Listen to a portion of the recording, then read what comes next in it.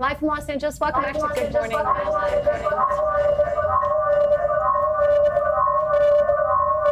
in stereo. We love hearing you so much, Jazz. We want to hear it echo. Well, I am so it's great. excited because I get to welcome to the show Tess Cacciatore. She is the author of From Homeless to the White House, the founder of the Gwen Network. We're so excited to have you back here and be a part of your community. What you're doing is just so full of light and love. Share a little bit about what Gwen is. Thank you so much. Well, I'm so happy to be here on Transformational Tuesday because our main motto, and I think what my purpose and passion, I heard you all talking about purpose and passion at the very beginning of the show.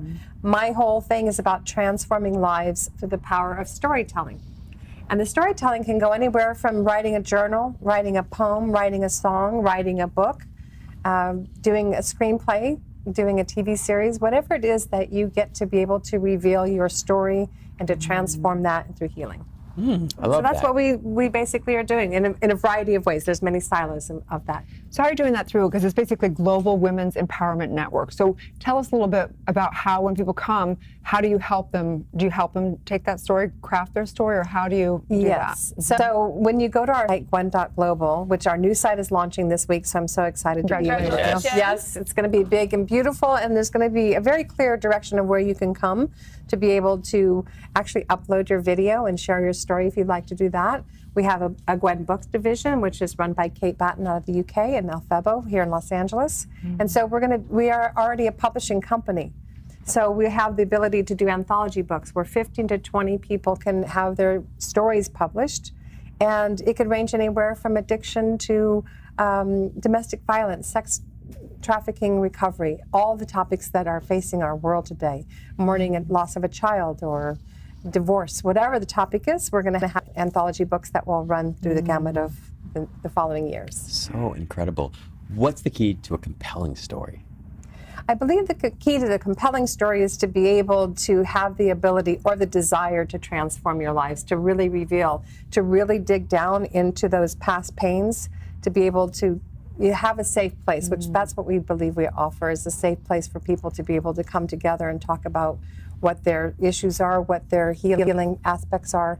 And it's really important, I think, in today's society is to find out where that is, because there's so many of us, including stories in my book where I've come through domestic violence and I was homeless at one point and all kinds of adversities that we were talking about. That it's really about having the courage to share our story so that we can heal. So on your book it says homeless to the White House, and today's voting, and so Yes. I'm just curious, because we don't deal with politics so much, but how can people become leaders? You know, they have their story, now what? How do they step into their own leadership, whether it be through they're empowered by voting or whether it's empowering through, you know, taking something, creating something with their story? How do you help them with their empowerment? I love that you bring up the voting day. I think it's really important for all of us to have a vote, and that is a very important aspect of being able to be, part of our own community. Really paying attention to city council members, to judges, to the bigger scope of the election. We are nonpartisan, non-religious, even though we're filled with lots of spirit. We are, like you, just not really going into the political field because that could be a quagmire of a lot of landmines. And we'd rather prefer to be able to encourage you to take power within your life to get through that healing process. And it could be just being able to be a more empowered parent. It could be a more empowered person in society. And, how you find your purpose and passion and how we get through our lives on a daily basis. I love it. It's the greatest lesson you've learned in your own journey.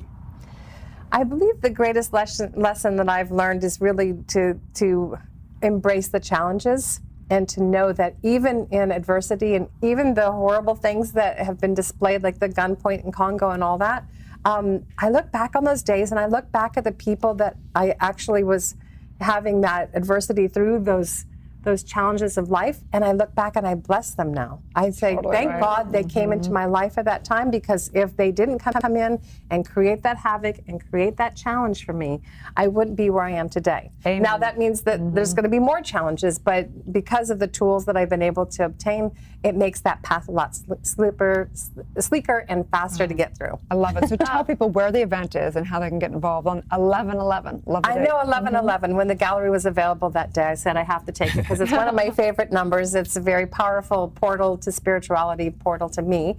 It's at the Leica Gallery. You can find it on Eventbrite.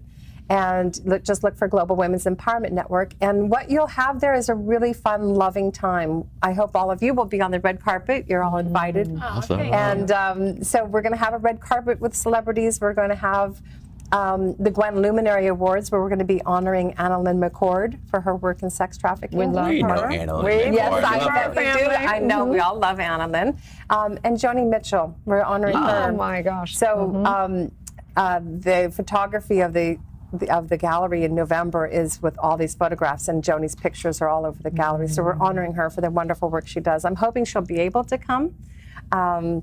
And then Lizzie Sider will be honored with an award too.